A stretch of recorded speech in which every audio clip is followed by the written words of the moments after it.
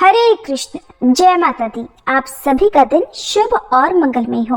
माता रानी का आशीर्वाद सदा आप और आपके परिवारजनों पर बना रहे। आज सुनिए चैत्र मास महात्म्य का 11वां अध्याय। इससे पहले के अध्याय में आपने जाना था कि किस प्रकार शुंभ ने रक्त बीज को देवी भगवती से युद्ध करने की आज्ञा दी। तब रक्त बीज कहने लगा कि महाराज, आपको कुछ भी चिंता नहीं करनी चाहिए। मैं उस स्त्री को मारकर आपके अधीन कर दूंगा। अब आप मेरी युद्ध चातुरी देखिए। मेरे द्वारा बलपूर्वक युद्ध में परास्त होने के बाद ये आपकी दासी होकर ही रहेगी। व्यास जी कहते हैं कुरुक्षेत्र। इस प्रकार कहकर राक्षस प्रवर रक्तबीज रथ पर बैठकर चल पड़ा। विशाल सेना उसके साथ थी।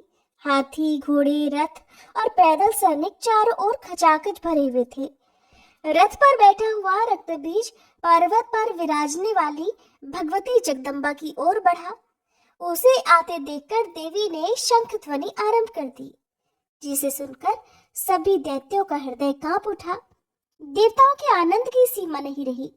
शंख की गगन भेदी ध्वनि सुनने के बाद रक्तबीज बड़ी तेजी के साथ देवी के पास जा पहुंचा और मधुरवाणी में कहने लगा कि हे देवी, क्या तुम मुझे कातर समझकर शंख ध्वनि से भयभीत कर रही हो? तुमने मुझको क्या धूम्रलोचन समझ रखा है? मेरा नाम रक्तबीज है। मीठे वचन बोलने वाली देवी, मैं युद्ध करने के लिए तुम्हारे पास आया हूँ। तुम सावधान हो जाओ। मुझे तो किंचित मात्र भी भय नहीं है। प्रिय, आज तुम मेरा पराक्रम भी देख लो। अब तक तुम्हारे सामने जितने भी कायर आ चुके हैं, मैं उनकी श्रेणी में नहीं हूँ। तुम अपने इच्छा अनुसार मुझसे युद्ध कर सकती हो। तुमने वृद्ध पुरुषों की सेवा की है। नीति शास्त्र सुनने का अवसर तुम्हें सुलभ हो चुका है। सुंदरी, अगर तुम साहित्य शास्त्र का पूर्ण ज्ञान रखती हो तो मेरी बात सुनो। मेरा कहना सत्य और युक्तिपूर्ण है। रस 9 है। इनमें 2 रसों की प्रधानता मानी जाती है। विद्वान पुरुषों के समाज में श्रृंगार रस और शांत रस अपना मुख्य स्थान रखते हैं। उन दोनों में भी श्रृंगार रस अधिक महत्व रखता है। इसी के प्रभाव से विष्णु लक्ष्मी के साथ और ब्रह्मा सावित्री के साथ विराजते हैं। इंद्र सची के साथ और शंकर पार्वती के साथ रहते हैं। यहाँ तक कि वृक्ष लता के साथ, मृग मृगी के साथ और कबूतर कबूतरी के साथ आनंद में मगन रहते हैं। यो संपूर्ण प्राणी संयोग रस का अनुभव करते हैं। अन्य बहुत से ऐसे भी मानव हैं जिन्हें इसके अनुभव करने का सुअवसर नहीं मिला है। मधुर हास्य विलास में शांति रस की धारा बहती है। भला इस स्थिति वाले व्यक्ति के लिए ज्ञान कहाँ और वैराग्य कहाँ? काम, क्रोध, लोभ और मोह, इन पर विजय प्राप्त करना बड़ा कठिन है। इसलिए कल्याणी, तुम्हें अपने मन के अनुकूल पति बना लेना उचित है। महाबली शुंभ या निशुंभ इसके लिए सर्वथा योग्य है। सभी देवताओं पर इन्होंने अधिकार भी प्राप्त कर लिया है। व्यास जी कहते हैं, रक्तबीज ऐसा कहकर भगवती जगदम्बा के सामने चुपचाप खड़ा हो गया, जिसे सुनकर चामुंडा, कालिका और अंबिका ठठाकर जोर से हंसने लगी। व्यास जी कहते हैं, तब देवी ने हंसकर रक्तबीज के प्रति मेघ की तरह गंभीर वाणी में इस प्रकार कहा, अरे मूर्ख, मैं तो दूत के सामने पहले ही उचित और हितकारक वचन कह चुकी हूँ। अब तू क्यों व्यर्थ बकवास कर रहा है? त्रिलोकी में कोई भी पुरुष अगर रूप, बल और विषय में मेरी समानता रखता हो तो मैं उसे ही पति रूप से स्वीकार करूंगी। मैं तो पहले से ही प्रतिज्ञा कर चुकी हूँ। तू शुंभ और निशुंभ से कह दे कि महाराज, आप युद्ध में परास्त करके उस देवी के साथ विवाह कर सकते हैं।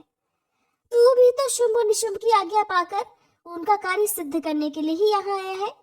इसलिए या तो युद्ध कर, नहीं तो अपने स्वामी के साथ पाताल चला जा। व्यास जी कहते हैं, देवी का यह कथन सुनकर रक्तबीज क्रोध से भर गया। फिर तो सिंह के ऊपर उसके भयंकर बाण बरसने लगे। दैत्य के सपाकार बाण अभी आकाश में ही थे कि देवी अपने हाथ की सुंदर कला प्रदर्शित करती हुई तीखे तीरों से उन बाणों को काटने में सफल हो गई। साथ ही उन्होंने बहुत सारे बाण कान तक खींचकर रक्तबीज पर चला दिए। उनके बाणों से आहत होकर वह प्रधान दानव रथ पर पड़ गया, उसे मूर्छा आ गई। उस दुरात्मा रक्त बीज के गिर जाने पर महान हाहाकार मच गया। सभी सैनिक चित्कार करने लगे, अब हम मारे गए। इस प्रकार की करुण ध्वनि उनके मुंह से निकलने लगी। उनका अत्यंत करुण क्रंदन सुनकर शुंभ अपने सैनिकों को प्रयोग करने के लिए और प्रयास करने के लिए उत्साहित करने लगा। शुंभ ने कहा, कंबोज देश के रहने वाले सभी दानव अपने सैनिकों सहित चलने के लिए तैयार हो जाएं। व्यास जी कहते हैं, इस प्रकार शुंभ की आज्ञा देने पर उसकी संपूर्ण चतुरंगिणी सेना निकल पड़ी। भगवती युद्ध के मैदान में विराजमान थी ही। विशाल दानवी सेना को आते देखकर उन्होंने घंटा बजाना आरंभ कर दिया। बारंबार होती हुई वह भीषण ध्वनि शत्रु दल के हृदय को कंपाने लगी। साथ ही भगवती जगदम्बा धनुष टंकारने और शंख ध्वनि करने में भी तत्पर हो गई। उस ध्वनि के प्रभाव से विशाल मुख वाली एक काली देवी का प्रादुर्भाव हुआ। भयंकर शब्द सुनकर देवी का वाहन महान पराक्रमी सिंह भी अद्भुत भय उत्पन्न करता हुआ गरज उठा। उसकी गर्जना सुनकर दानव क्रोध से मूर्छित हो उठे। फिर सावधान होकर उन सभी शूरवीर दैत्यों ने देवी पर हथियार चलाने आरंभ कर दिए। परस्पर ऐसा भयंकर युद्ध आरंभ हो गया कि जिसे देखकर रोंगटे खड़े हो जाते थे। उस युद्ध में ब्रह्मादि समस्त देवताओं की शक्तियां भी पधार गई। जिस देवता का जैसा रूप, वाहन और भूषण था, उसी के अनुरूप वाहन और भूषण से संपन्न होकर उन शक्तियों का वहां आगमन हो गया। ब्रह्मा जी की शक्ति हंस पर बैठकर आई। उनके हाथों में अक्षसूत्र और कमंडल विराजमान थे। वह पधारी हुई उस शक्ति को ब्रह्माणी कहते हैं। भगवान विष्णु की शक्ति गरुड़ पर चढ़कर आई। शंख, चक्र, गदा और पद्म से उनकी भुजाएं सुशोभित थीं। उनका दिव्य विग्रह पीतांबर से शोभा पा रहा था। भगवान शंकर की शक्ति हाथ में त्रिशूल लेकर वृषभ पर बैठी हुई पधारी। उनके मस्तक पर अर्धचंद्र चमक रहा था। सर्प वलय का काम दे रहा था। कार्तिकेय जी की शक्ति कार्तिकेय उन्हीं का रूप धारण किए मयूर पर आरूढ़ होकर हाथ में शक्ति लिए दैत्यों से युद्ध करने के लिए वहां आई। इंद्र की शक्ति ऐन्द्री वज्र हाथ में लिए गजराज ऐरावत पर आई। उनका सुंदर मुख क्रोध से तमतमा उठा था। वराह रूप धारण करने वाले भगवान श्री हरि की शक्ति वराही का वेश बनाकर एक हष्ट पुष्ट प्रेत पर बैठी हुई पधारी। भगवान नरसिंह के समान शरीर धारण करके भगवती नरसिंही का आगमन हुआ। यमराज की भयंकर शक्ति हाथ में दंड लिए भैंसे पर बैठकर युद्ध भूमि में आई। उनका मुखमंडल मुस्कान से भरा हुआ था। इसी प्रकार वरुण और कुबेर की शक्तियों ने भी वहां आने का कष्ट स्वीकार किया। इस प्रकार सभी देवता ही अपनी अपनी शक्तियों के रूप में होकर वहां पधारे थे। पधारी हुई इन शक्तियों को देखकर देवी के मन में बड़ा हर्ष हुआ। देवता भी हर्ष मनाने लगे, लेकिन दैत्यों के हृदय में आतंक छा गया। उन शक्तियों के बीच जगत का कल्याण करने वाले भगवान शंकर जी आए और भगवती चंडिका से कहने लगे, देवताओं का कार्य सिद्ध करने के लिए हे देवी, इन दैत्यों को अभी मार डालो। शुंभ, निशुंभ या फिर जितने भी अन्य दानव यहाँ उपस्थित हैं, उन सब को मारकर सारी दानवी सेना तुरंत समाप्त कर दी जाए। जगत में किसी प्रकार का कोई भी भय न रहे। अपने अपने तेज से संपन्न होकर शक्तियां यहाँ विराजमान हो। देवतागण यज्ञ में भाग ग्रहण करें, ब्राह्मण यज्ञ में तत्पर हो जाएं। चराचर संपूर्ण प्राणियों के सामने सुख का अवसर प्राप्त हो। सारे उपद्रव शांत हो जाए। मेघ समय अनुकूल वर्षा करें। खेती फल फूल से संपन्न हो जाए। व्यास जी कहते हैं, इस प्रकार संसार के शुभ चिंतक भगवान शंकर अपना अभिप्राय प्रकट कर रहे थे। इतने में ही भगवती चंडिका के शरीर से एक बड़ी विचित्र शक्ति प्रकट हुई। उस अत्यंत भयंकर शक्ति के मुख से ऐसे शब्द निकल रहे थे मानो सैकड़ों गीदड़ियां एक साथ बोल रही हों। भयंकर रूप वाली उस देवी का मुंह मुस्कान से भरा हुआ था। उसने भगवान शंकर से कहा, देवेश्वर, आप अभी दानवराज के पास जाइए। कामदेव को भस्म करने वाले हे शंकर जी, उन देवद्रोही शुंभ और निशुंभ को बड़ा अभिमान हो गया है। आप दूत का कार्य संपन्न करने के विचार से जाइए और मेरी ये बात उनसे कह दीजिए कि आप लोग स्वर्ग छोड़कर शीघ्र ही यहाँ से भाग जाओ। देवता स्वर्ग में आनंद पूर्वक निवास करें, इंद्र को अपना उत्तम आसन प्राप्त हो, देवता स्वर्ग में रहने और यज्ञ का भाग पाने के अधिकारी बन जाए।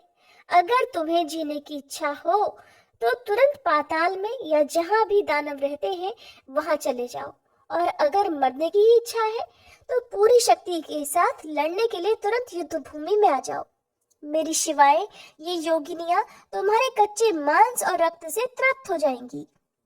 व्यास जी कहते हैं, भगवती चंडिका के ऐसे वचन सुनकर भगवान शंकर तुरंत ही दानवराज शुंभ के पास जा पहुंचे। उस समय शुंभ अपनी सभा में बैठा हुआ था। शंकर जी ने कहा, राजन, मैं त्रिपुर विनाशक महादेव हूँ। भगवती जगदम्बा का दूत बनकर तुम्हारा हित करने के लिए ही यहाँ आया हूँ।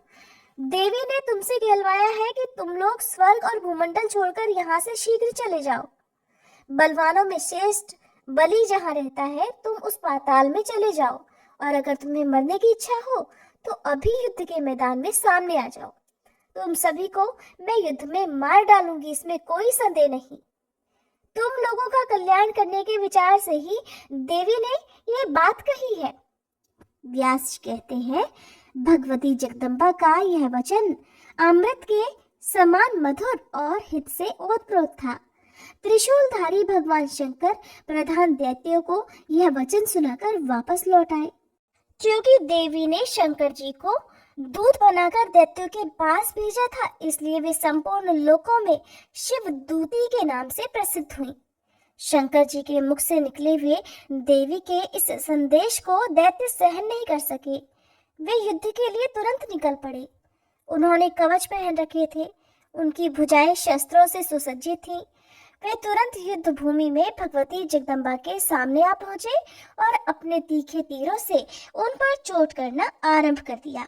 अब कालिका हाथ में त्रिशूल, गदा और शक्ति लेकर दानवों को मारती हुई विचरने लगी और दानव उनका ग्रास बनने लगे। भगवती ब्राह्मणी सम्रांगण में पधारी। महान पराक्रमी दानवों पर वे कमंडल का जल फेंकती थी, जिससे उनके प्राण प्रयाण कर जाते थे। महेश्वरी वृषभ पर बैठी हुई विराजमान थी। उन्होंने अपने वेगशाली त्रिशूल से दानवों को मारकर धराशायी करना आरंभ कर दिया। वैष्णवी के चक्र और गदा के प्रहार से बहुत से दानव के प्राण निकल गए, उनके मस्तक छिन्न भिन्न हो गए। ऐन्द्री के वज्र की चोट से बहुत सारे दानव धरती पर लौट गए। ऐरावत हाथी की सूंड से भी दानवों को बहुत क्षति पहुंची।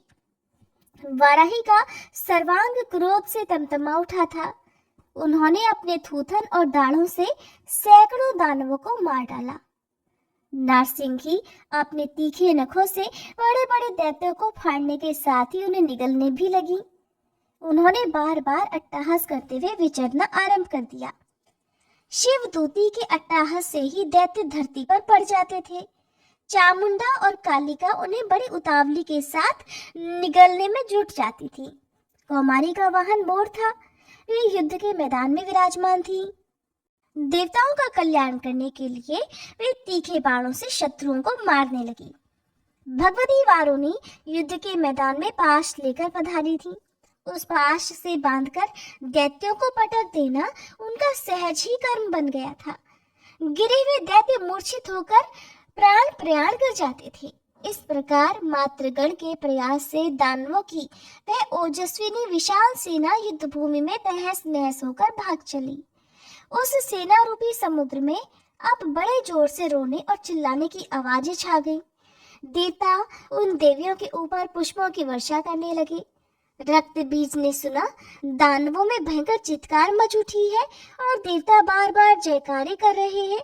साथ ही देखा कि दैत्य भी भाग रहे हैं, इसलिए अब वह क्रोध से भर गया। वह महान बलि और तेजस्वी दैत्य था। देवता गरज रहे थे, ये देखकर वह युद्ध भूमि में आ डटा। उसके हाथों में अस्त्र शस्त्र थे। वह रथ पर बैठा हुआ था। उसके धनुष से बड़ी विचित्र ध्वनि निकल रही थी। क्रोध के कारण उसकी आंखें लाल हो रही थी और वह बड़ी क्रोधित अवस्था में देवी के सामने आ पहुंचा। व्यास जी कहते हैं, राजन, उस दानव के शरीर से जब जब रक्त की बूंद धरती पर गिरती थी तब तब उस बूंद से तुरंत उसके ही जैसे सैकड़ों दानव उत्पन्न हो जाते थे। उनके रूप और पराक्रम में बिल्कुल समानता रहती थी। भगवान शंकर ने उसे बड़ा ही अद्भुत वर दे रखा था कि तुम्हारे रक्त से असंख्य महान पराक्रमी दानव उत्पन्न हो जाएंगे। इसी वरदान के अभिमान में भरा हुआ वह दैत्य क्रोधवश देवी को मारने के लिए युद्ध के मैदान में आ गया। देवी के साथ कालिका भी विद्यमान थी। दैत्य ने देखा कि विष्णु की शक्ति वैष्णवी गरुड़ पर विराजमान है। उनके नेत्र कमल के समान सुंदर है। दानव ने शक्ति से उन पर प्रहार कर दिया। वैष्णवी देवी ने गदा से उस शक्ति को रोक लिया।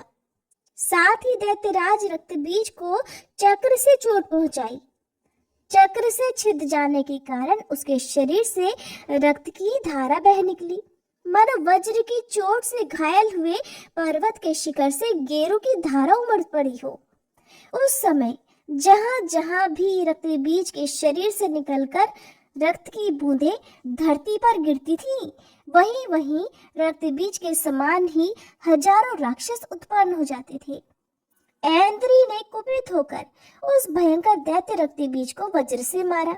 उससे भी रक्त की बूंदें बह चली और उसके रक्त से असंख्य रक्तबीज उत्पन्न हो गए। पराक्रम और आकार में सभी मूल रक्तबीज के समान ही बलशाली थे।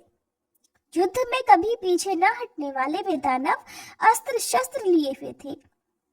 ब्रह्माणी कुपित होकर ब्रह्मदंड से उन्हें मारने लगी। महेश्वरी ने त्रिशूल से दानवों को विदीर्ण कर दिया। नारसिंगी के नखों की चोट से महासुर का शरीर छिद गया। ये सब देखकर अब तो रक्तबीज ने भी क्रोधित होकर अपने पैने बाणों से देवियों को मारना आरंभ कर दिया। वह अलग अलग संपूर्ण देवियों को गदा और शक्ति से चोट पहुंचाने लगा। इसके बाद तो देवियां क्रोध में भरकर अपने बाण प्रहार से रक्तबीज पर आघात करने में तत्पर हो गईं। चंडिका ने अपने तीखे तीरों से दानव के शस्त्र काट डाले। साथ ही क्रोध में भरकर वे अन्य अनेक बाणों से उसे सब ओर से मारने लगी। अब रक्तबीज के शरीर से रुधिर की मोटी धार बह चली। उससे उस दानव के समान ही असंख्य शूरवीर उत्पन्न हो गए। सभी कवच पहने, अस्त्र शस्त्र लिए हुए युद्ध करने के लिए लालायित थे। अब उन अनगिनत रक्तबीजों ने देवी पर प्रहार करना आरंभ कर दिया। ये देखकर देवता भयभीत हो गए। उनके मुख पर उदासी छा गई। शोक से उनके शरीर दुर्बल होने लगे और वे सोचने लगे कि अब इन असंख्य दैत्यों का संहार कैसे होगा। रक्त से उत्पन्न हुए इन दानवों के शरीर तो बड़े विकराल है। ये बड़े शूरवीर है। इस समय यहाँ केवल चंडिका है और काली और कुछ माताएं भी विराजमान है, किंतु ये सभी इन संपूर्ण देवताओं को परास्त कर सके ये कहना कठिन है। अगर निशुंभ और बलशाली शुंभ भी सहसा युद्ध के मैदान में आ जाएंगे तब तो महान अनर्थ हो जाएगा। व्यास जी कहते हैं, इस प्रकार जब देवता भय से घबराकर अत्यंत चिंतित हो गए तब भगवती जगदम्बा ने काली से, जिनकी आंखें कमल के समान थी, कहा, चामुंडे, तुम अपना मुख फैलाकर मेरे शस्त्राघात के द्वारा रक्तबीज के शरीर से निकले हुए रक्त को पीती जाओ और इस कार्य में तुम्हें बिल्कुल भी देर नहीं करनी है। अब तुम दानवों को खाती हुई इच्छा अनुसार युद्ध के मैदान में घूमो। मैं पैने बाणों, गदाओं, तलवारों और मूसलों से इन दैत्यों को मार डालूंगी। विशाल लोचने, तुम ऐसे ढंग से इस दानव का रक्त पीती रहो कि अब एक बूंद भी धरती पर न गिरने पाए। इस प्रकार जब तुम सारा रक्त पीती जाओगी तब दूसरे दानव उत्पन्न ही नहीं हो सकेंगे। ऐसा करने से इन दैत्यों का शीघ्र ही नाश हो जाएगा और इसके अलावा कोई दूसरा उपाय नहीं है। जब मैं इस दैत्य को मारूं तब तुम तुरंत ही इसे खा जाना। शत्रु संहार रूपी इस कार्य में यत्नशील बनकर अब इसका सारा रुधिर पी जाना ही तुम्हारा परम कर्तव्य है। इस प्रकार दैत्य वध करके स्वर्ग का राज्य इंद्र को देने के बाद हम आनंद पूर्वक यहाँ से प्रस्थान कर देंगी। व्यास जी कहते हैं, भगवती जगदम्बा के ऐसा कहने पर प्रचंड पराक्रम दिखाने वाली देवी चामुंडा रक्त बीज के शरीर से निकले हुए समस्त रक्त को पीने के लिए तत्पर हो गई। इधर जगदम्बा ने तलवार और मूसल से रक्त बीज को मारना आरंभ किया और उधर भूखी चंडिका उसके शरीर के कटे हुए अंगों को खाने लगी। फिर तो रक्त बीज भी कुपित होकर चंडिका पर गदा से प्रहार करने लगा। तब भी चंडिका उसका रक्तपान करने से अलग नहीं हुई। उस दैत्य के रक्त से उत्पन्न हुए अन्य जितने भी महाबली क्रूर रक्त बीज थे वे सभी गिरते गए और काली उन सब का रक्त पीती गई। इस प्रकार रक्त बीज के रक्त से प्रकट हुए जितने भी दानव थे वो सभी चंडिका का भोजन बन गए। जो असली रक्त बीज था वह भी भयानक चोट खाकर गिर पड़ा। तलवार की धार से उसके शरीर के भी टुकड़े टुकड़े हो गए। रक्त बीज महान भयंकर दानव था। उसके मर जाने पर युद्धभूमि में दूसरे जितने भी दैत्य थे वे सब भागकर शुंभ के पास चले गए। भय से उनका कलेजा कांप रहा था। उनकी देह रक्त से भीगी हुई थी। उनके अस्त्र पृथ्वी पर गिर गए थे। अचेत जैसे होकर हाय हाय पुकारते हुए बड़ी व्याकुलता से वे शुंभ के सामने जाकर कहने लगे, राजन, वे रक्त बीज भी अंबिका के हाथों युद्ध में मारे गए। उनके शरीर से जो रक्त निकलता था उसे चंडिका पी जाती थी। जो अन्य शूरवीर दानव थे उन्हें देवी के वाहन सिंह ने मार डाला। बहुत से दैत्य काली के ग्रास बन गए। हम लोग युद्ध का वृतांत बतलाने और देवी ने युद्ध के मैदान में कैसी अत्यंत भयानक स्थिति उत्पन्न कर दी है यही सूचित करने के लिए आ गए हैं। महाराज, ये देवी दैत्य दानव गंधर्व असुर यक्ष उरग और राक्षस इन सभी के लिए सर्वथा अजेय है। कोई भी इसे नहीं जीत सकता। महाराज, इंद्राणी प्रभृति अन्य भी बहुत सी प्रमुख देवियां आकर युद्ध में सम्मिलित हो गई हैं। सबके पास वाहन है और सबकी भुजाएं तरह तरह के अस्त्र शस्त्रों से सुसज्जित है। उत्तम अस्त्र शस्त्र धारण करने वाली उन देवियों ने सभी दानवी सेना को समाप्त कर दिया है। राजन, उन्होंने तो बहुत ही जल्दी रक्त बीज को भी धराशायी कर दिया। एक ही देवी दूसरे थी, फिर इतनी अन्य देवियों का सहयोग मिलने पर तो कहना ही क्या है। उसके वाहन सिंह में भी बड़ी अनुपम प्रभा है। युद्ध के मैदान में वह राक्षसों को मारे डालता है। इसलिए महाराज, आप मंत्रियों के साथ विचार करके जो उचित हो वही करने की कृपा करें। हमें तो इसके साथ वैर करना ठीक नहीं लगता। संधि करने में ही सुख मिलेगा। राजन, अन्य जितने भी दैत्य थे वे सभी युद्ध के मैदान में अंबिका के द्वारा मृत्यु के घाट उतर गए। चामुंडा ने उन दैत्यों का मांस तक खा डाला। महाराज, पाताल में चले जाना या फिर अंबिका के अनुचर बनकर रहना ही ठीक है। आप इसके साथ युद्ध करेंगे तो बिल्कुल भी भलाई नहीं दिखती। ये कोई साधारण स्त्री नहीं है। देवताओं का कार्य सिद्ध करने के लिए स्वयं माया देवी ही प्रकट होकर यहाँ पधारी है। व्यास जी कहते हैं, भागकर आए हुए दैत्यों का यह सत्य वचन सुनते ही शुंभ क्रोध से ओठ कपकपाने लगा। मृत्यु को वरण करने की इच्छा रखने वाले उस दैत्य की बुद्धि काल के प्रभाव से कुंठित हो गई थी। तब उसने कहा कि भय से व्याकुल हुए तुम सब लोग पाताल भाग जाओ या फिर उस स्त्री के दास बनना स्वीकार कर लो। मैं तो अभी उसे मारने के प्रयास में लगता हूँ। ये देवियां भी मृत्यु का ग्रास बनकर ही रहेंगी। एक स्त्री के भय से घबराकर मैं पाताल में कैसे चला जाऊं? रक्त बीज आदि प्रमुख दैत्य मेरे पार्षद थे। मेरे कारण ही वे युद्ध के मैदान में काम आ गए। उन सब को मरवाकर मैं अपने प्राण बचाने के लिए पाताल में चला जाऊं और अपनी विशद कीर्ति का नाश कर दूं? ये मुझसे नहीं हो सकता। निशुंभ, अब मैं रथ पर बैठकर युद्ध के मैदान में जाऊंगा। अब मैं उस स्त्री को मारकर ही यहाँ वापस आ पाऊंगा। अगर मार नहीं सका तो लौटना असंभव है। वीर, तुम सेना साथ लेकर मेरे इस काम में सहयोग देते रहना। तीखे तीरों से मारकर उस स्त्री को शीघ्र ही मृत्यु के मुख में झोंक देना अब यही तुम्हारा परम कर्तव्य है। सुनकर निशुंभ बोला, मैं अभी जाता हूँ। वह दुष्टा काली मेरे हाथ काल का कलेवा बन जाएगी, फिर बहुत शीघ्र ही मैं उस अंबिका को लेकर यहाँ आ जाऊंगा। राजन, आप एक तुच्छ स्त्री के बारे में बिल्कुल भी चिंता न करें। कहाँ वह साधारण अबला स्त्री और कहाँ मेरी भुजाओं का अमित पराक्रम, जो सारे विश्व को वश में करने की शक्ति रखता है। भाई, आप इस बड़ी भारी चिंता को छोड़कर सर्वोत्तम राज्य सुख भोगिए। उस आदर की पात्र माननी को मैं अवश्य ही आपके पास ले आऊंगा। राजन, मेरे रहते हुए आप युद्ध भूमि में जाएं, ये बिल्कुल अनुचित है। मैं आपका कार्य सिद्ध करने के लिए युद्ध के मैदान में जाकर विजयश्री प्राप्त करने का प्रयास करूंगा। व्यास जी कहते हैं, इस प्रकार अपने बड़े भाई शुंभ से कहकर छोटा भाई निशुंभ, जो अपने बल का पर्याप्त अभिमान रखता था, कवच पहनकर एक विशाल रथ पर जा बैठा। उसने साथ में सेना ले ली। मंगलाचार कराकर वह तुरंत युद्ध भूमि की ओर चल पड़ा। उसकी भुजाएं अस्त्र शस्त्रों से अलंकृत थीं। पार्श्व रक्षक विद्यमान थे। सूत और बंदीजन उसका यशोगान कर रहे थे। व्यास जी कहते हैं, निशुंभ महान पराक्रमी योद्धा था। मरना या फिर विजय पाना, दो ही काम सामने है, ऐसा निश्चय करके वह मोर्चे पर देवी के सामने जाकर डट गया। सेना को साथ लेकर वह पूरी तरह प्रयास कर रहा था। दैत्यराज शुंभ युद्ध कला का पूर्ण विद्वान था। वो भी अपनी सेना के साथ दर्शक बनकर युद्ध भूमि में आ गया। उस समय युद्ध देखने के विचार से इंद्र सहित यक्ष समूह और सभी देवता आकाश में उपस्थित थे और बादलों ने उन्हें छिपा रखा था।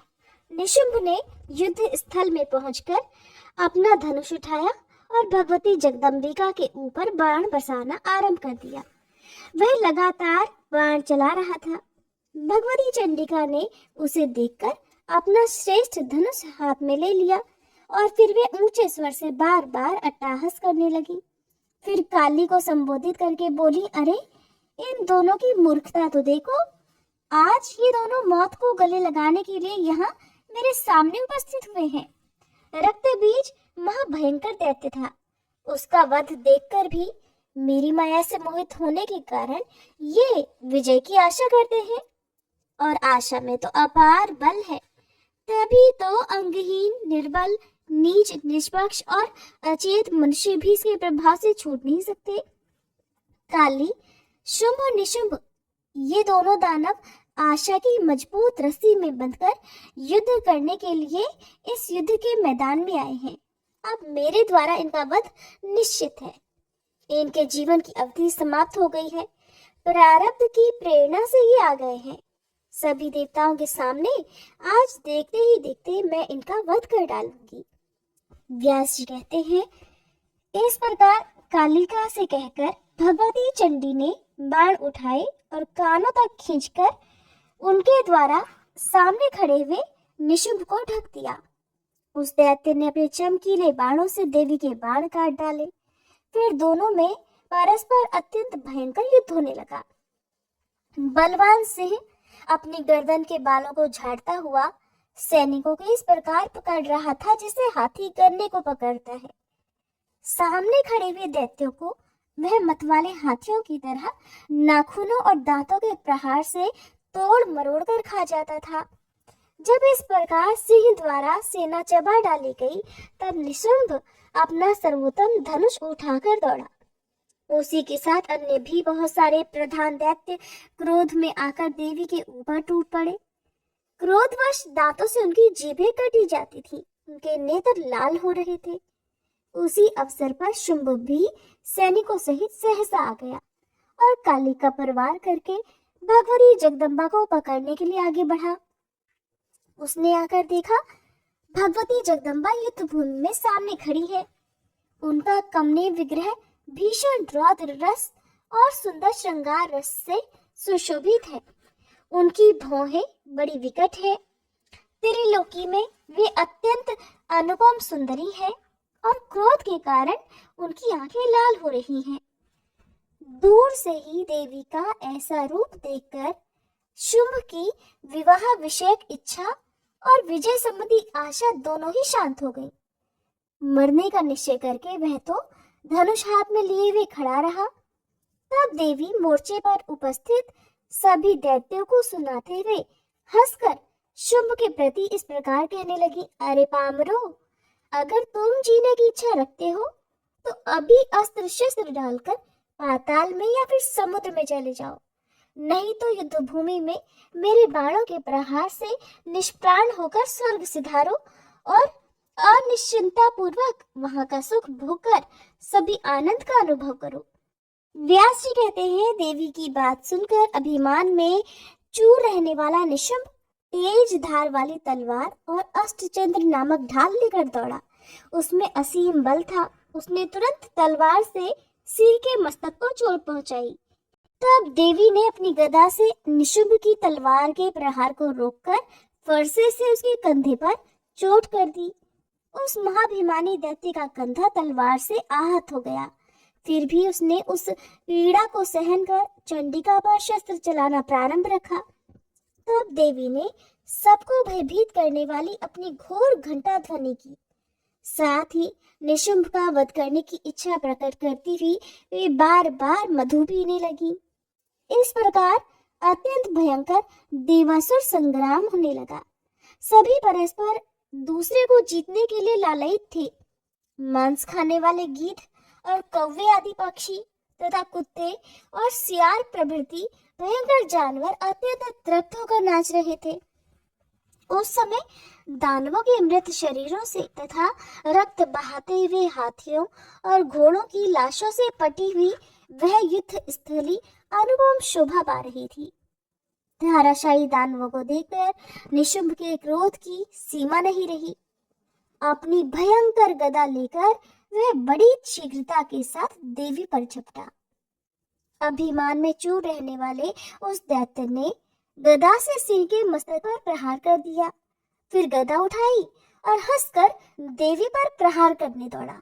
अब देवी के मन में भी बड़ा क्रोध छा गया। निशुंभ सामने खड़ा होकर मारने को तत्पर खड़ा था। उसे देखकर भगवती जगदम्बा कहने लगी, मूर्ख, मैं तलवार चला रही हूँ। जब तक ये तेरे गले के पास ना पहुंच जाए तब तक ठहर जा, फिर तो तेरा यमराज के घर जाना सर्वथा निश्चित है। व्यास जी कहते हैं, इस प्रकार कहकर भीषण तलवार से भगवती चंडिका ने तुरंत निशुंभ के मस्तक को धड़ से अलग कर दिया। देवी के प्रयास से मस्तक कट जाने पर वह अत्यंत विकराल धड़ हाथ में गदा लिए देवताओं को भयभीत करता हुआ नाचने लगा। तब देवी ने अपने चमकीले बाणों से उस दानव के हाथ पैर भी काट डाले। अब पर्वत की तुलना करने वाला वह नीच दैत्य प्राणहीन होकर पृथ्वी पर गिर गया। उस दैत्य में अत्यंत भयंकर पराक्रम था। उसके गिर जाते ही सेना में भीषण हाहाकार मच गया। सैनिक भय से कांप उठे। सभी सैनिक रक्त से भीग चुके थे। हथियार फेंककर चिल्लाते हुए वे राजभवन पर जाकर ठहरे, क्योंकि इस बीच में शुंभ भी लौट गया था। तब शत्रु के संहार की शक्ति रखने वाले शुंभ ने आए हुए दैत्यों को देखकर उनसे पूछा कि अरे, निशुंभ कहाँ है और घायल होकर तुम्हारे भागने का क्या कारण है? शुंभ दानवों का राजा था। उसकी बात सुनकर भागकर आए हुए दैत्य नम्रता पूर्वक कहने लगे, राजन, आपके भाई निशुंभ प्राणों से हाथ धोकर युद्ध भूमि में सदा के लिए सो गए हैं। उनके जितने भी अनुचर थे उन्हें भी उस स्त्री ने मार डाला है। वहां के ये समाचार बताने के लिए ही हम आपके पास भागकर आए हैं। राजन, जिसने युद्ध के मैदान में निशुंभ को मार डाला है, उस चंडिका के साथ अब युद्ध करने का अवसर नहीं है। देवताओं का कार्य सिद्ध करने के उद्देश्य से ही ये कोई अद्भुत देवी प्रकट हुई है और समस्त दैत्य कुल का संहार करना ही इस देवी के अवतार का उद्देश्य है। ये निश्चित जान लेना चाहिए। ये साधारण स्त्री न होकर सर्वोत्कृष्ट शक्ति रखने वाली कोई महादेवी है। इसके चरित्र अचिंत्य है। देवता लोग भी कभी इसे नहीं जान सकते। तरह तरह के रूप धारण करने वाली ये देवी माया के रहस्य को सभी प्रकार से जानती है। इसके भूषण बड़े अद्भुत हैं। ये हाथ में सभी आयुध लिए हुए है। गूढ़ चरित्र वाली इस देवी को जानना साधारण बात नहीं है। महाराज, जान पड़ता है कि मानो कोई दूसरी काल रात्रि ही हो। सबके गुप्त रहस्य को जानने वाली वह पूर्णतामयी देवी सभी शुभ लक्षणों से संपन्न है और देवता भी आकाश में रहकर निर्भीकता पूर्वक उसकी स्तुति कर रहे हैं। व्यास जी कहते हैं कि भागकर आए हुए सैनिकों की ऐसी बातें सुनकर दैत्यराज शुंभ तुरंत उनसे कहने लगा। उस समय उसकी आंखें क्रोध से नाच रही थी। शुंभ कहने लगा, अरे मूर्खो, तुम्हारे मुख से इस प्रकार के खोटे वचन क्यों निकल रहे हैं? मुझे अपना जीवन प्यारा नहीं है क्या? भाइयों और मंत्रियों को मरवाकर निर्लज्ज होकर मैं भाग जाऊं? प्राणियों का शुभ और अशुभ अत्यंत बलवान काल के हाथ में है। ये सत्य है कि गुप्त रूप से सब पर शासन करने वाला वह काल हटाया नहीं जा सकता। भला इस स्थिति में मुझे क्यों चिंता करनी चाहिए? जो होना है वो तो होकर ही रहेगा। काल जो कर रहा है वो करता रहे। जीने या फिर मरने की उलझन में पड़कर मेरा मन कभी चिंतित नहीं हो सकता। जो सभी देवताओं को जीतने वाला था वह निशुंभ इस स्त्री के हाथों मर गया। रक्त बीज महान शूरवीर था, वो भी इस लोक से चल बसा। जब ये सभी मृत्यु के मुख में चले गए तब अपनी कमने कीर्ति खोकर मैं भी जीने की आशा क्यों करूं? जगत की रचना करने वाले ब्रह्मा सर्वसमर्थ हैं, लेकिन जब दोनों परार्थ समाप्त हो जाते हैं तब स्वयं वे भी शरीर छोड़ देते हैं। ब्रह्मा के एक दिन में 1000 चतुर्युग समाप्त हो जाते हैं। इतने में 14 इंद्र शासन करके स्वर्ग से चले जाते हैं।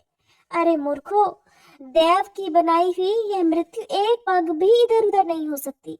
फिर इस विषय में चिंता क्या है? बहुत जल्दी मेरा रथ तैयार करो, मैं अब युद्ध भूमि में जाऊंगा।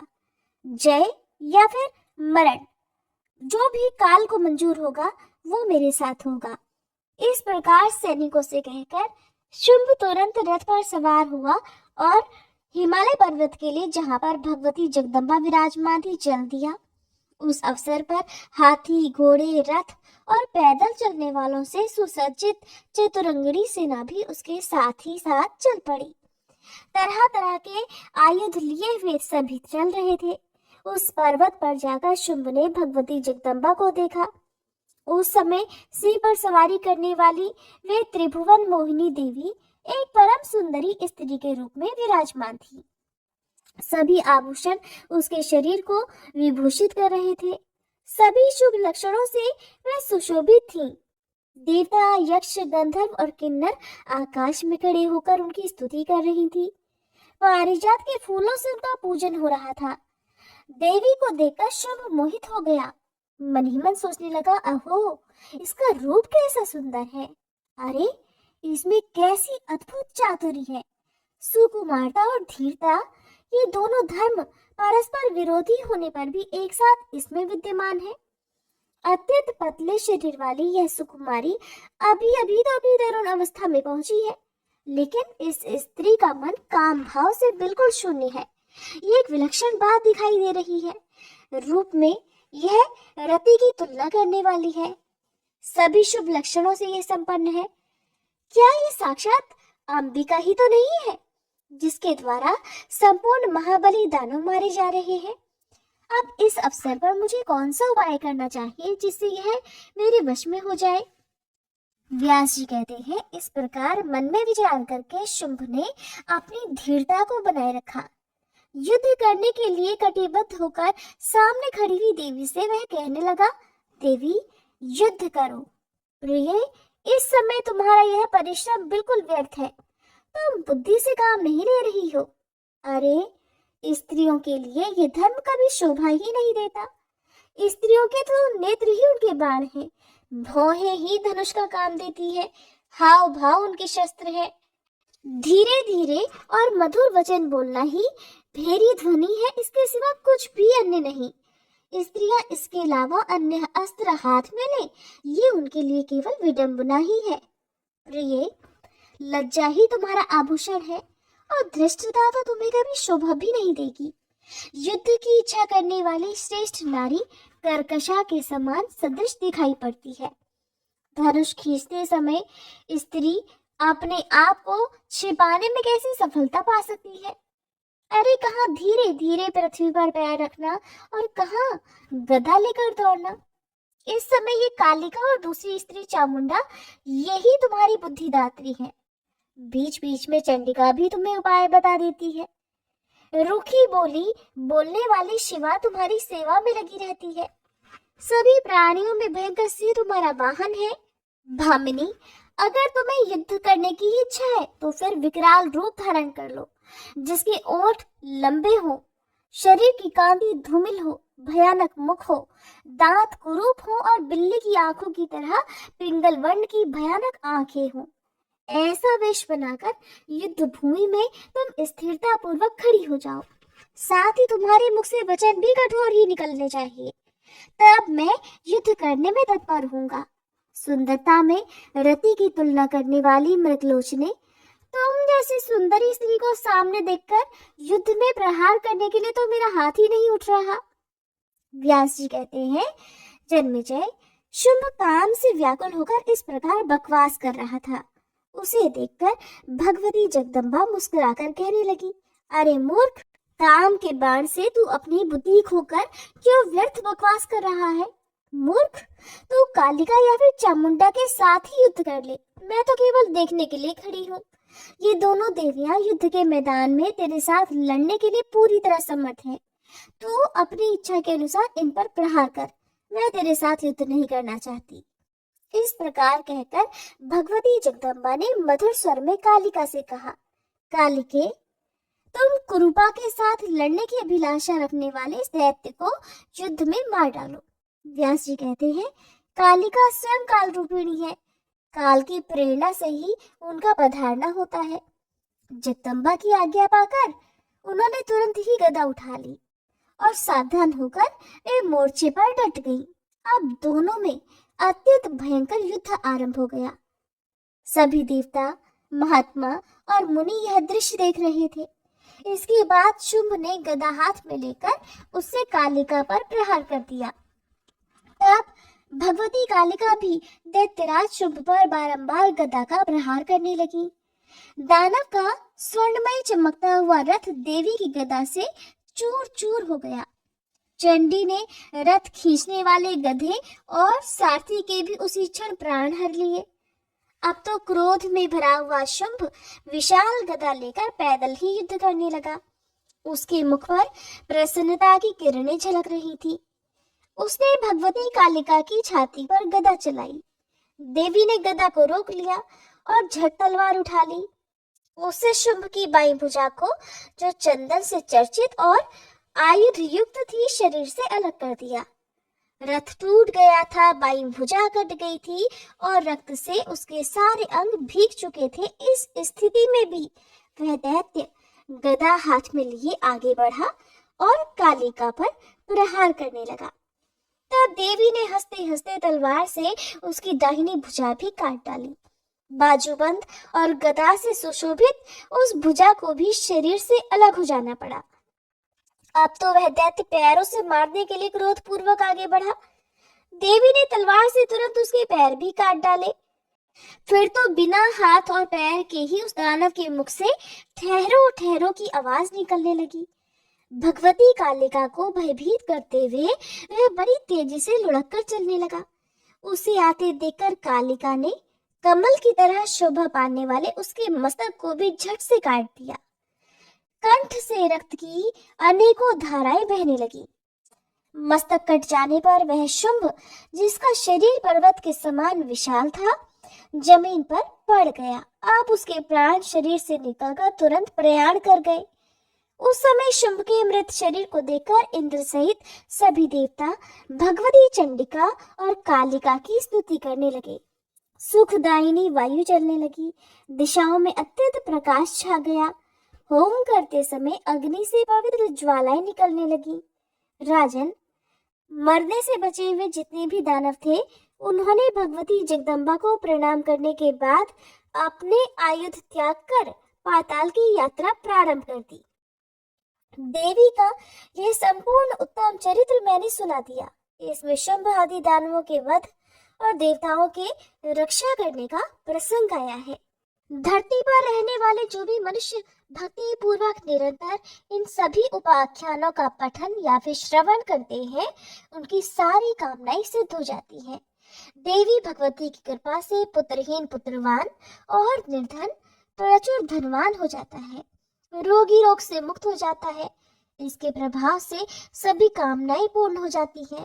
इस पवित्र आख्यान को सुनने वाला मनुष्य शत्रु से भयभीत नहीं हो सकता और निरंतर इसका अध्ययन और श्रवण करने वाला मनुष्य मुक्ति का अधिकारी होता है।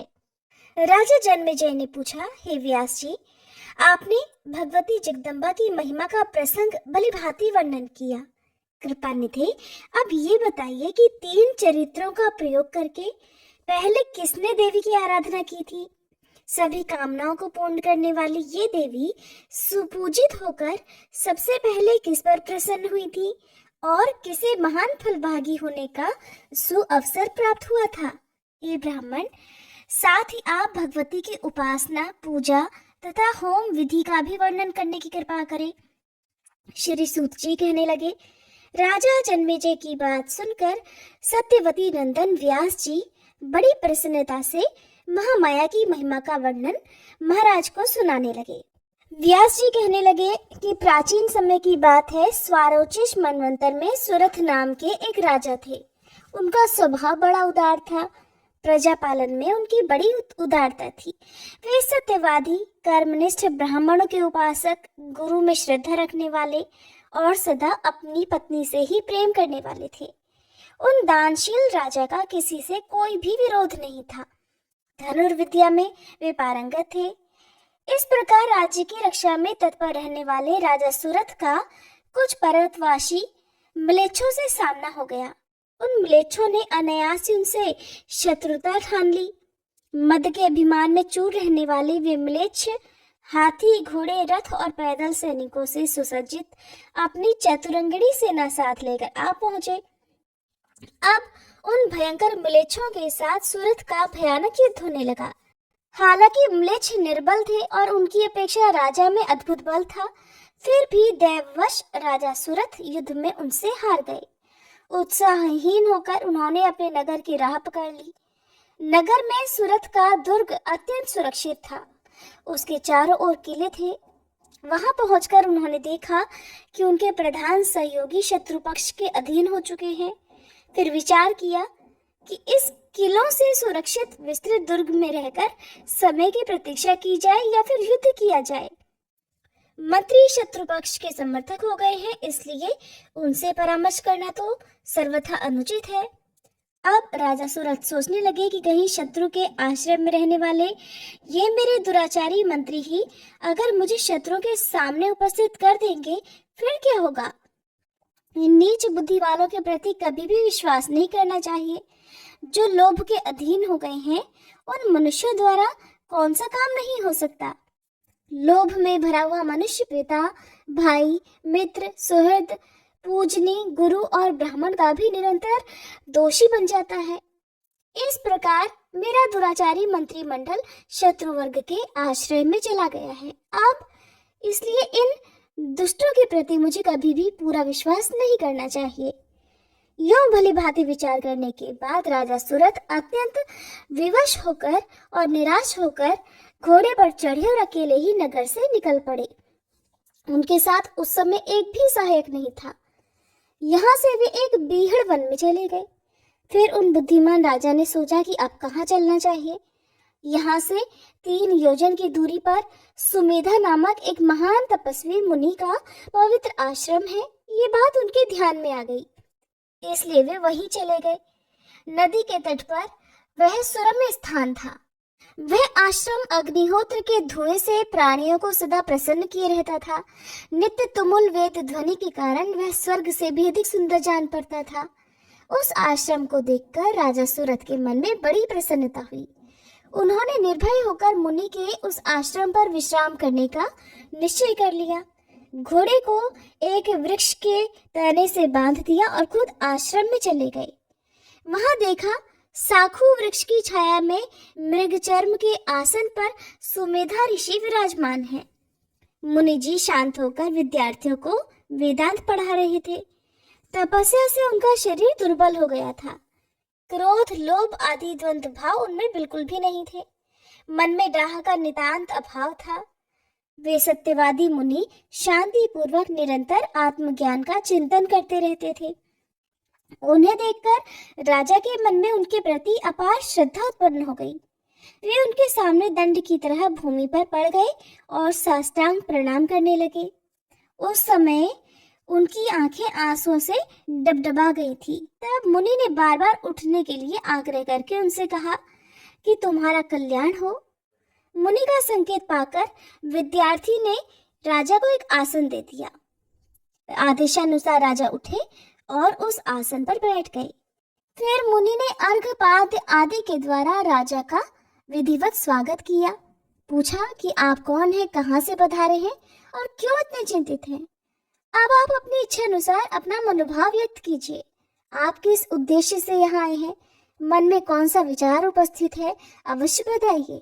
आपका कोई भी असाध्य मनोरथ होगा तो मैं उसे पूर्ण करने का प्रयास करूंगा। मुनि की बात सुनकर राजा ने कहा कि हे मुनिवर, मैं सुरथ नाम का एक राजा हूँ। शत्रुओं से मेरी पराजय हो चुकी है, इसलिए महल, स्त्री और राज्य सब कुछ छोड़कर मैं अकेला ही आपकी शरण में आया हूँ। हे ब्राह्मण, अब आप जो कुछ भी आज्ञा दें वही श्रद्धा पूर्वक करने के लिए मैं तैयार हूँ। धरातल पर आपके अलावा दूसरा कोई भी मेरा रक्षक नहीं है। मुनिवर, शरणागतों पर कृपा करना तो आपका स्वभाव ही है। मैं शत्रुओं से अत्यंत भयभीत होकर आपके पास आया हूँ, मुझे बचाने की कृपा करें। तब मुनिवर बोले, महाराज, आप निर्भीक होकर यहाँ पर विराजिए। तपस्या का ऐसा प्रभाव है कि आपके अत्यंत पराक्रमी शत्रु भी कदापि यहाँ नहीं आ सकेंगे। राजन, यहाँ पर हिंसा करना निषिद्ध है, इसलिए आपको वनवासी जीवन बिताना चाहिए। तीनी के चावल, फूल और मूल खाकर अब आप अपना जीवन बिताइए। व्यास जी कहते हैं, सुमेधा मुनि की ये बात सुनकर राजा सुरथ के मन से सभी भय दूर हो गया। वे फल मूल खाकर बड़ी पवित्रता के साथ उसी आश्रम में रहने लगे। एक समय की बात है, राजा उसी आश्रम में एक वृक्ष के नीचे बैठे हुए थे। उनके मन में चिंता की घटाएं घिराई थी।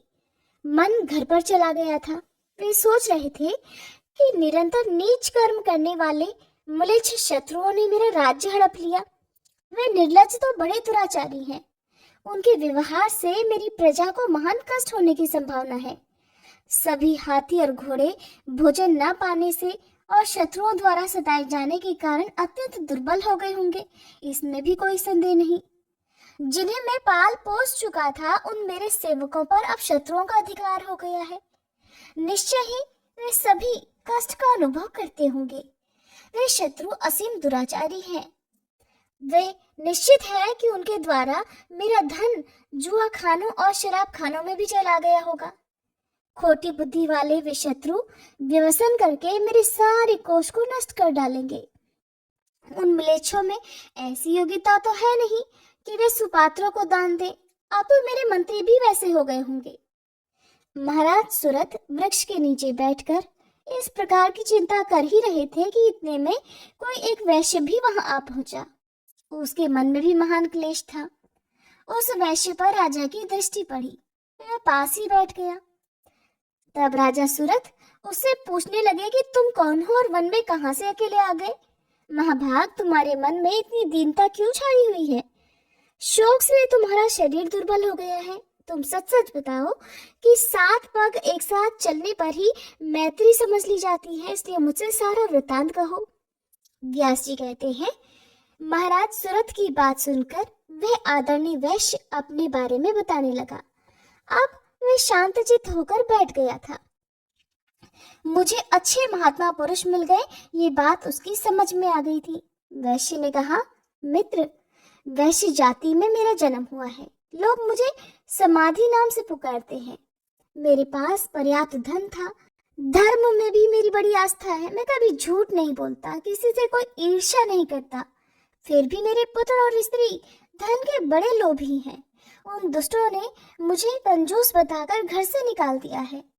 अपने कहलाने वाले उन व्यक्तियों से त्यागे जाने के कारण, जो बड़ी कठिनता से त्यागी जा सकती है, ऐसी प्रचुर संपत्ति को छोड़कर मैं शीघ्र ही वन में चला आया।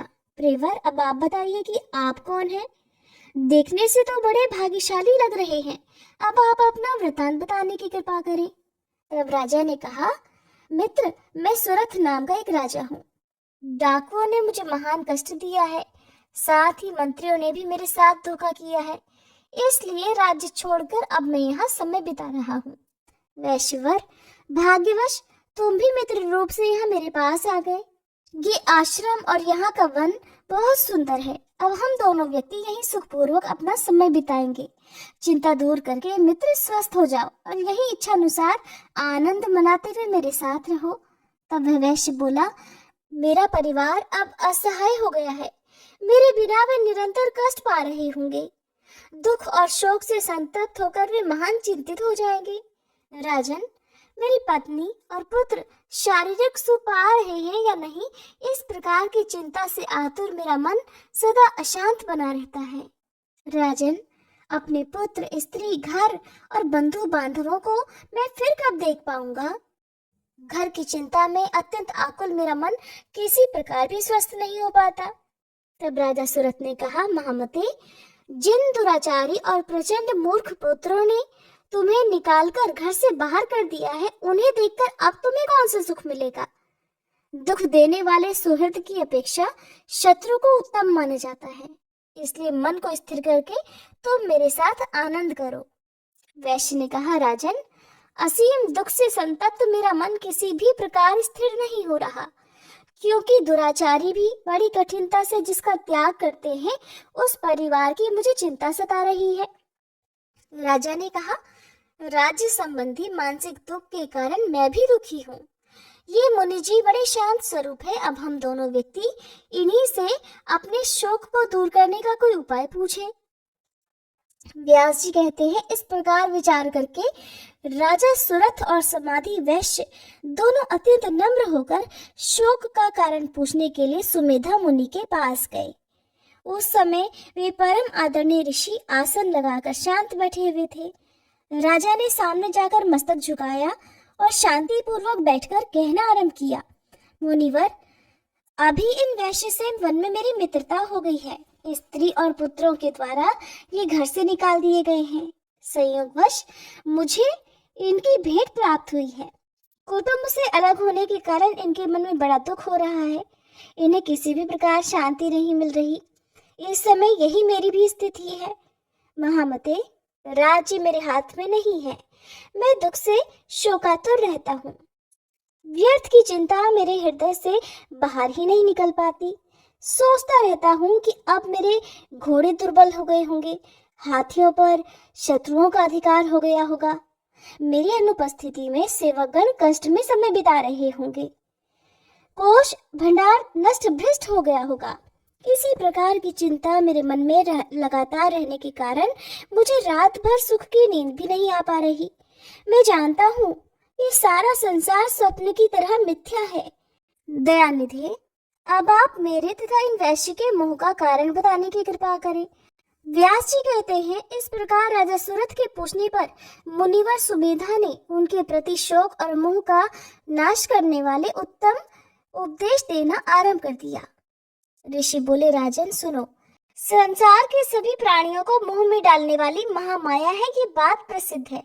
सभी देवता, मनुष्य, गंधर्व, नाग, राक्षस, वृक्ष, लता, पशु, मृग और पक्षी, ये सब के सब माया के अधीन है। उसी महामाया के प्रभाव से प्राणी सदा मोह में जकड़ा रहता है। तब राजा सुरथ ने कहा, भगवान, अब आप उन भगवती महामाया का स्वरूप और उत्तम बल मुझे बताने की कृपा करें।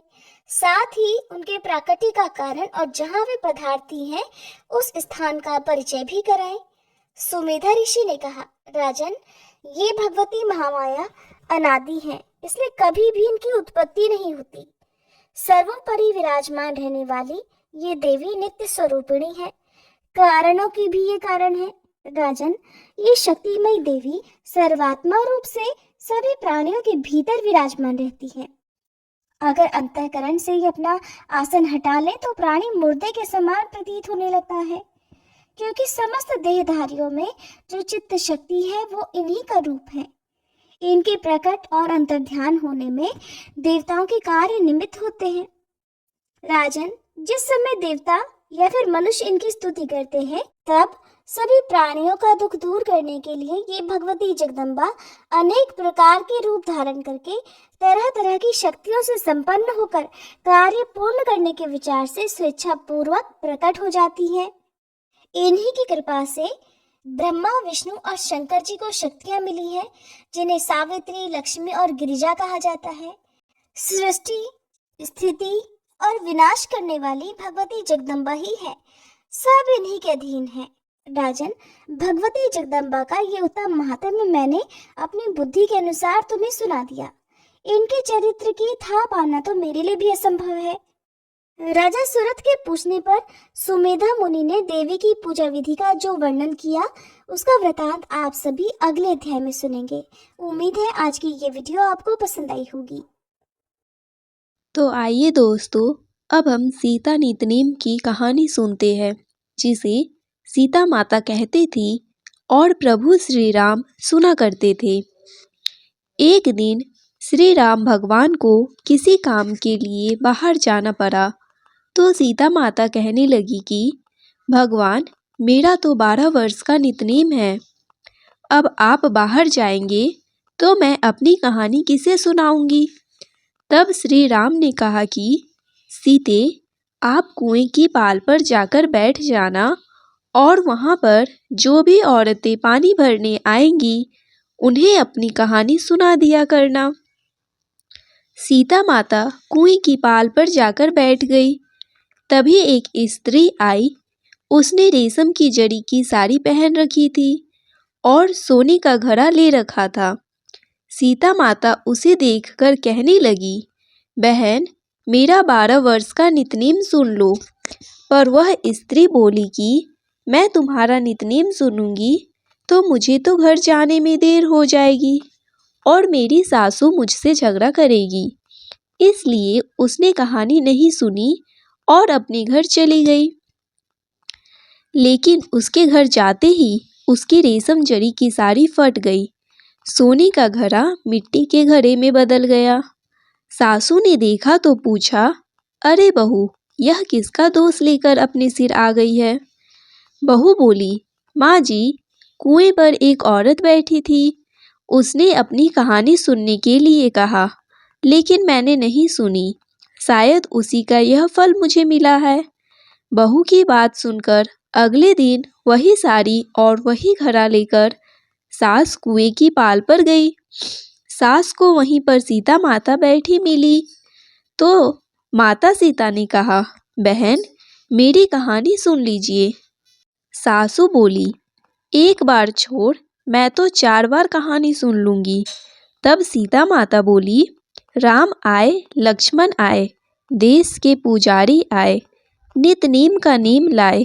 आओ राम, बैठो राम, तभी रसोई जीमो राम। माखन मिश्री खाओ राम, दूध बतासा पियो राम। सुत के पल का मोठो राम, साल दुसाला पोठो राम, साल दुसाला ओढ़ो राम। जब बोलूं राम ही राम, राम सवारे सबके काम।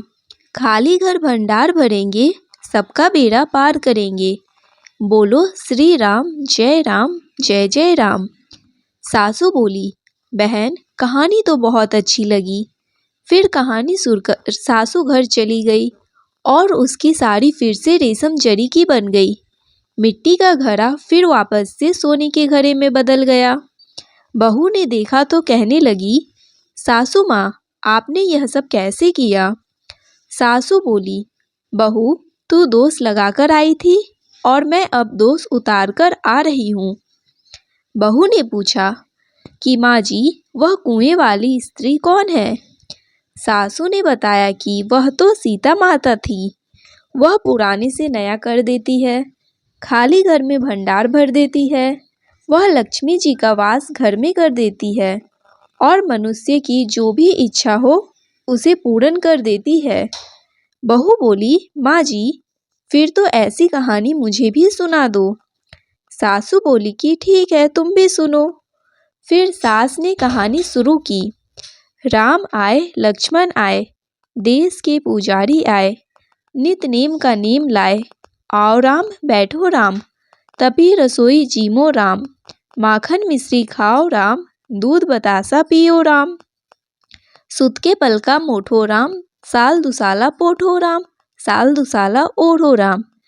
जब बोलू राम ही राम, राम सवारे सबके काम, खाली घर भंडार भरेंगे, सबका बेड़ा पार करेंगे। बोलो श्री राम जय जय राम। कहानी सुनकर बहू बोली, माँ जी कहानी तो बहुत अच्छी है। सासू ने कहा, ठीक है, अब से हम इस कहानी को रोज किया करेंगे। अब सास बहू रोज सवेरे उठती, नहाती धोती और पूजा करने के बाद नितनेम की सीता माता की कहानी कहती। एक दिन की बात है, उनके यहाँ पड़ोस की एक औरत आई और बोली कि बहन जरा सी आँच तो देना। तो वह बहू बोली कि आँच तो अभी हमने जलाई नहीं है। पड़ोसन बोली, तो फिर तुम सुबह 4 बजे से उठकर क्या कर रही हो? तो उन्होंने कहा कि हम तो सुबह सुबह उठकर पूजा करते हैं, फिर सीता माता की कहानी करते हैं। पड़ोसन ने उनकी बात सुनकर फिर कहा कि सीता माता की कहानी कहने से तुम्हें क्या मिला? तब वे दोनों बोली कि सीता माता की कहानी कहने से घर में भंडार भर जाते हैं, सारे काम पूर्ण हो जाते हैं, मन की इच्छा भी पूरी होती है। पड़ोसन ने कहा, बहन अगर ऐसा है तब तो फिर मुझे भी कहानी सुना दो। तब बहू बोली कि ठीक है, तुम भी यह कहानी सुन लो। राम आए लक्ष्मण आए, देश के पुजारी आए, नित नीम का नीम लाए, आओ राम बैठो राम, तपी रसोई जीमो राम, माखन मिश्री खाओ राम, दूध बतासा पियो राम, सुत के बल का मोठो राम, साल दुसाला पोठो राम, साल दुसाला ओढ़ो राम। जब बोलू राम ही राम, राम सवारे सबके काम, खाली घर भंडार भरेंगे, सबका बेड़ा पार करेंगे। श्री राम जय जय राम। पड़ोसन ने इस कहानी को सुना तो कहने लगी, बहन कहानी तो बहुत अच्छी लगी। अब वह पड़ोसन भी नितनेम सीता माता की कहानी कहने लगी। कहानी कहने से सीता माता ने पड़ोसन के भी धन के भंडार भर दिए। देखते ही देखते अब तो पूरे मोहल्ले में नितनेम की कथा चल पड़ी और हर किसी की मनोकामना पूर्ण होने लगी। हे सीता माता, जैसे आपने उन सभी के भंडार भरे, वैसे हमारे भी भरना। कहानी कहने वाले, सुनने वाले और हुंकार भरने वाले सबके भरना। सभी प्रेम से बोलिए सीता मैया की जय। बंसी शोभित कर मधुर, नील जलद तन श्याम, अरुण अधर जनु बिंब फल नयन, कमल अभिराम, पूर्ण इंद्र अरविंद मुख पीतांबर शुभ साज, जय मनमोहन मदन छवि कृष्ण चंद्र महाराज, जय यदुनंदन जय जगवंदन, जय वासुदेव देवकी नंदन, जय यशोदा सुत नंदन दुलारे, जय प्रभु भक्तन के सतहतारे, जय नट नागर नागन थैया, कृष्ण कन्हैया धेनु चरैया, पुनि नख पर परुपु गिरिवर धारो, आओ दिनन कष्ट निवारो, आओ दिनन कष्ट निवारो, वंशी मधुर अधर धरि टेरो, होवे पूर्ण विनय यह मेरो, होवे पूर्ण विनय यह मेरो, आओ हरि पुनि माखन चाखो, आज लाज भारत की राखो, गोल कपोल चिंबुक अरुणारे, मृदु मुस्कान मोहिनी डारे, मृदु मुस्कान मोहिनी डारे, रंजित राजीव नयन विशाला, मोर मुकुट वेजंती माला, कुंडल श्रवण पीत पट आछे, कटि किंकिनी काछ निकाछे, नील जलज सुंदर तनु सोहे, छवि लखी सुर नर मुनि मन मोहे, मस्तक तिलक अलग घुंघराले, आओ कृष्ण बांसुरी वाले, करी पय पान पूत नहीं, तारियो अकब कागा सुर मारियो, मधुवन जलत अग्नि जब ज्वाला, मैं सीतन लखत नहीं नंदलाला, सूरपति जब ब्रिज चढ़े रिसाई, मस्वर धार वारी वरसाई, लगत लगत ब्रज चहन बाहायो, गोवर्धन नखधारी बचायो। लखी यशोधरा मन भ्रम अधिकाई, मुख मह चौहद भुवई दिखाई। दुष्ट कंस अति उद्यम मचायो, कोटि कमल जब फूल मंगायो। नाथि कालहिनी तुम तिलीनहा, चरण चिन्ह दे निर्भय किन्हे। करी गोपीन संग रास विलासा, सबकी पूरन करी अभिलाषा। कीतिक महा असुर संहारयो, कंस ही केस पकड़ी दे मारयो। मात पिता की बंदई छुड़ाई, उग्रसेन कह राज दिलाई। वहीं से मृतक छयो सुत लायो, मातु देव की शोक मिटायो। भौमासुर मुर दैत्य संहारी, लाए शत दस सहस कुमारी। दे भीमहि तृण चीर संहारा, जरा सिंधु राक्षस कह मारा। असुर बकासुर आर्दिक मारियो, भक्तन के तब कष्ट निवारियो। दीन सुदामा के दुख टारियो, तंदुल तीन मुठ मुख डारियो। प्रेम के साग विंदुर घर मांगे, दुर्योधन के मेवा त्यागे। लखी प्रेम की महिमा भारी, ऐसे श्याम दिन हितकारी। भारत के पारथ रथ हाके, लिए चक्र कर नहीं बल थाके। निज गीता के ज्ञान सुनाए, भक्तन हृदय सुधा बरसाए।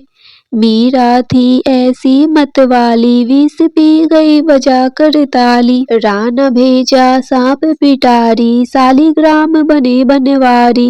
निज माया तुम विधि ही दिखायो, उड़ते संयम सकल मिटायो। तब सत निंदा करी तत्काला, जीवन मुक्त भयो शिशुपाला। जब ही द्रौपदी टेर लगाई, दीनानाथ लाज अब जाई। तुरत ही वसन बने नंदलाला, बड़े चीर में भीरी अरि मुँह काला। अस अनाथ के नाथ कन्हैया, डूबत भवंबर बचावड नैया। सुंदर दास आ उड़धारी, दया दृष्टि कीजे बनवारी। नाथ सकल मम कुमति निवारो, क्षम हो बेगी अपराध हमारो। खोलो पट अब दर्शन दीजे, बोलो कृष्ण कन्हैया कीजे। यह चालीसा कृष्ण का पाठ करे उड़धारी, अष्ट सिद्धि नवनिधि फल लहे पदारथ चारी। इति श्री कृष्ण चालीसा संपूर्ण। श्री तुलसी चालीसा पाठ। जय जय तुलसी माता, सब जग की सुखदाता। विष्णु प्रिय भवानी, पूजत हरि हर ज्ञानी। नमो नमो तुलसी महारानी, नमो नमो तुलसी महारानी। पाप नाशिनी पुण्य प्रदानी, सब जग की हो सुखदानी। नमो नमो तुलसी महारानी, सब जग की हो सुखदानी, सब जग की हो सुखदानी। जय तुलसी जग की सुखदानी, जय तुलसी जग की सुखदानी। पाप नाशिनी पुण्य प्रदानी, सब जग की हो सुखदानी। पाप नाशिनी पुण्य प्रदानी, सब जग की हो सुखदानी, सब जग की हो सुखदानी। नर नारी जो तुलसी ध्यावे, सब सुख संपत्ति पूर्ण पावे। लक्ष्मी रूप धरो तुम माता, विष्णु प्रिय भव भवदाता। घर में तुलसी रहे निरंतर, होए न दरिद्रता का अंतर। कृपा दृष्टि जब तुम कर देवी, सब विपदा पल में हर लेती। तुलसी पूजन जो नर नारी, करे सदा सुख संपत्ति भारी। कष्ट न आवे रोग न बाधा, सदा रहे सुख सौख्य साधा। तुलसी माता की महिमा न्यारी, महिमा गावे वेद पुरानी। राम नाम को करे प्रचार, भक्तन को दे भव से पार। जो कोई तुलसी चालीसा गावे, भक्ति भाव से शीस नवावे। उसके घर सुख शांति आवे, कृपा तुम्हारी सदा लहावे।